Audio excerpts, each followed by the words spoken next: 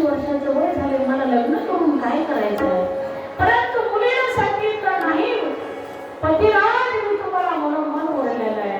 असं म्हटल्याच्या नंतर कर्दम ऋषी म्हटले, मी लग्न करतो, पण माझी एक अट आहे. म्हटलं कसली अट आहे. एक संतान झाल्याबरोबर मी अरण्यामध्ये तपश्चर्या करण्यासाठी जाणार. हो असं म्हटल्याच्या नंतर तिने होकार दिला. हो ठीक आहे. मग त्या ठिकाणी कर्दम ऋषीच्या लक्षात आलं, मी अरण्यामध्ये जाऊन काय करू, भगवान माझे तर अवताराला येणार आहे. म्हणून त्या ठिकाणी त्यांचा प्रपंच लग्न लावून दिलं. प्रपंचाला सुरुवात झाली लग्न लावून असणारे स्वयंभू पुरुषोत्तम रूपा आपल्या राज्यामध्ये निघून